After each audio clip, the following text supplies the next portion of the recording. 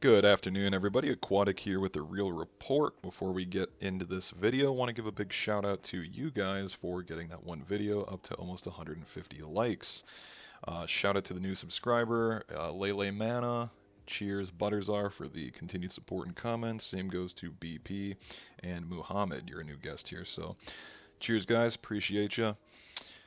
Also, comment down below about the mic volume. I had a comment on the last one that it was a little quiet and needed turned up. So if it's okay, definitely let me know down below.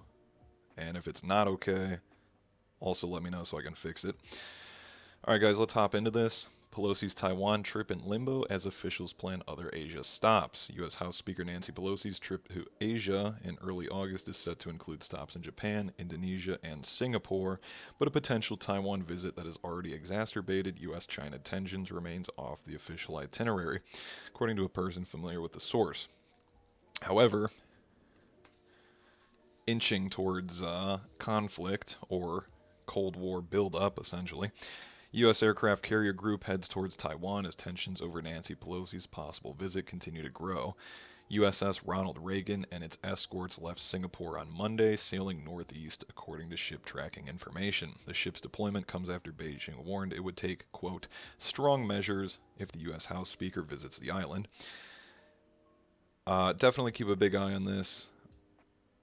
This is probably the most important thing to follow right now. This is kind of reminiscent of some of the articles coming out before Russia ended up invading Ukraine. China and the United States are building up their military strength around the Taiwan Strait as tensions rise over House Speaker Nancy Pelosi's possible visit to the island. American aircraft carrier USS Ronald Reagan and its strike group, including a guided missile destroyer, guided missile cruiser, set out from Singapore, heading northeast again, according to tracking information provided by Beijing-based think tank the South China Sea Strategic Probing Initiative. Hopping on over to Gazprom. Gazprom slashes Nord Stream gas deliveries to Europe. Russian energy giant Gazprom drastically cut gas deliveries to Europe via the Nord Stream pipeline on Wednesday to about 20% of its capacity. Russia's state-run company announced on Monday it would choke supply 33 million cubic meters a day, half the amount it has been delivering since service resumed last week after 10 days of maintenance work. EU states have accused Russia of squeezing supplies in retaliation for Western sanctions over Moscow's war in Ukraine. No duh. Gazprom cited the halt in operation of one of the last two operating turbines for the pipeline due to, quote, technical condition of the engine. So keep an eye on that. It's going to be a very cold winter for Germany and most likely the rest of the EU countries.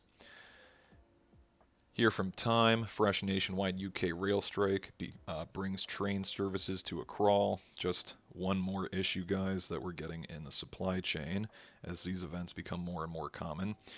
London, Britain's railway network ground to crawl on Wednesday after 40,000, again guys, 40,000 staff walked off the job in a dispute over jobs, pay, and working conditions.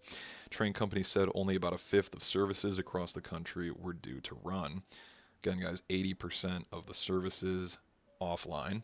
24-hour strike by cleaners, signalers, maintenance workers, and station staff come a month after the country's most disruptive rail walkout in 3 decades brought trains to a halt across the UK at the start of the summer holiday season.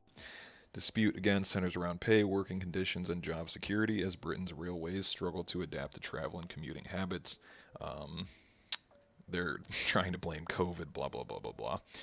Anyway, guys, more things not moving, more cargo not reaching its destinations, more crunch on the supply chain, inflation, consumer spending, all of it. 40,000 is a lot of workers.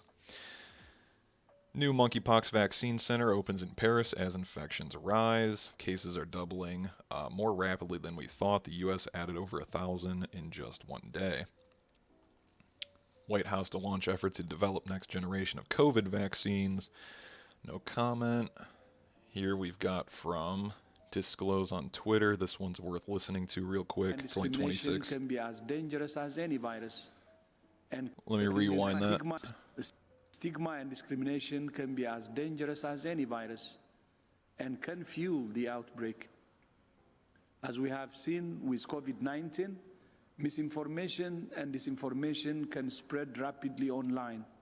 So we call on all social media platforms, tech companies, and news organizations to work with us to prevent and counter harmful information.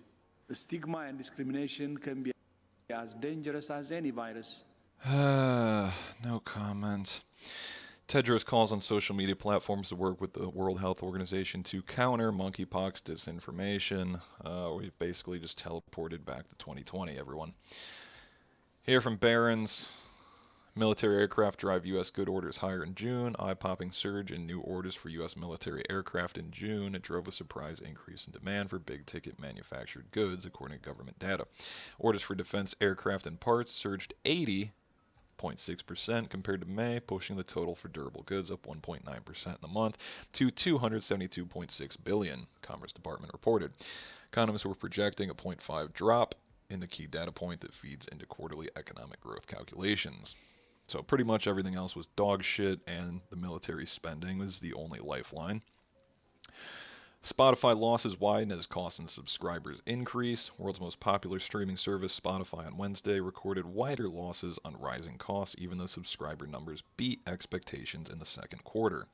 Between April and June, the Swedish giant suffered a net loss of 125 million euros, compared to 20 million euros in the second quarter of 2021. U.S. will respond appropriately to any Korean nuclear test from Kirby. Just another global event to keep an eye on. National Security Council spokesman said the United States and its allies would take appropriate steps to hold the, quote, resolute country accountable if North Korea conducts a nuclear test. Articles got a little out of order, but back to monkeypox. Monkeypox surges. World Health Organization urges reducing number of sexual partners. Advice comes days after the WHO declares monkeypox outbreak an international health emergency amid rising cases. Cue the lockdowns. Back to the economy. Australian inflation hits 21-year high.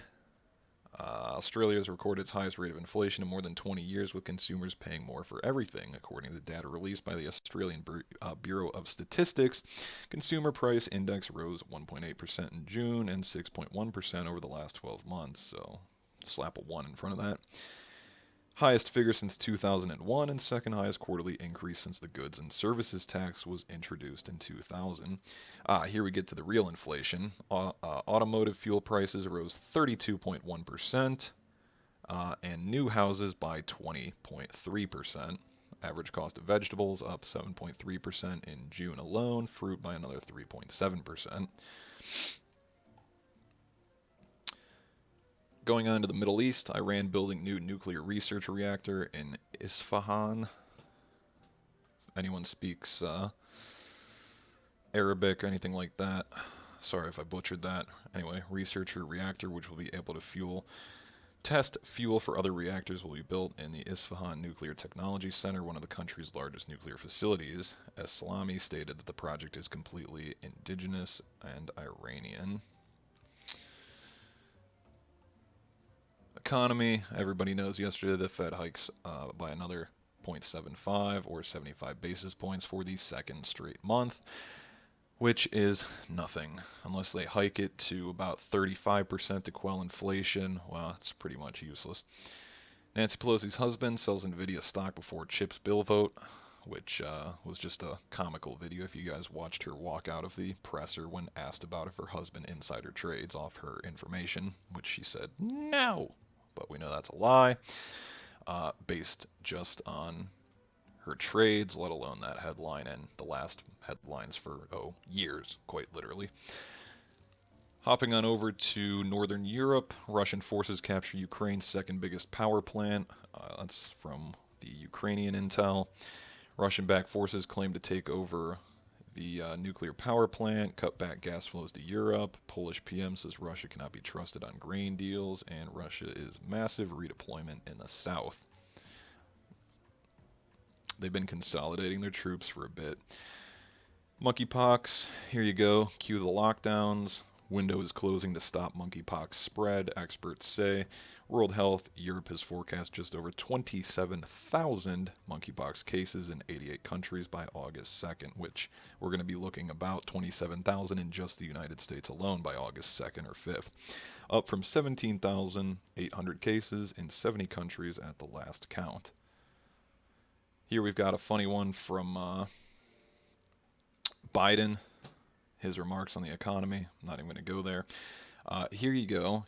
Latest joke. You guys can all read. Definition of a recession.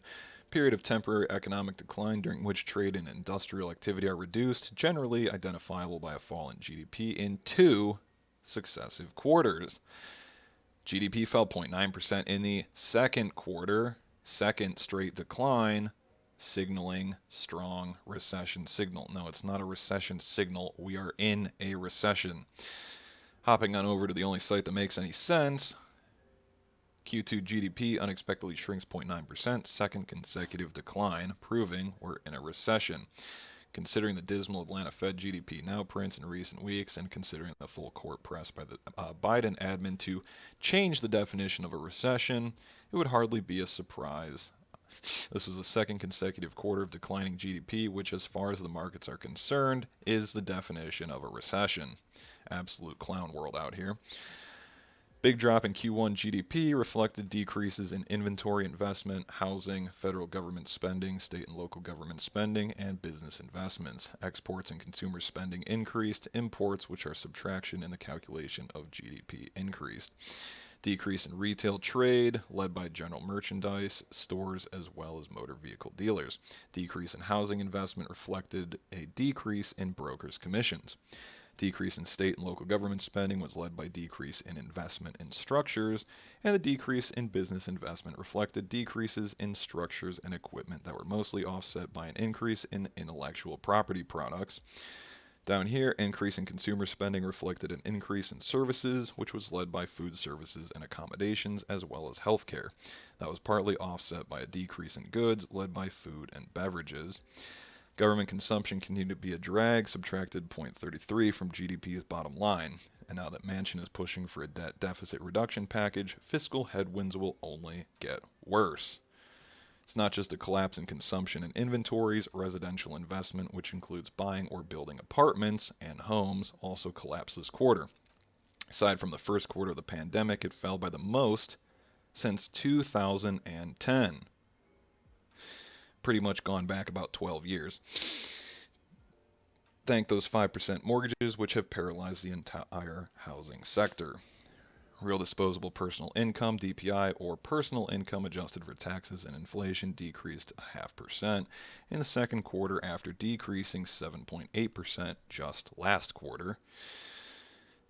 So as you guys can see, unfortunately don't have any good news for you today, but we'll try again tomorrow.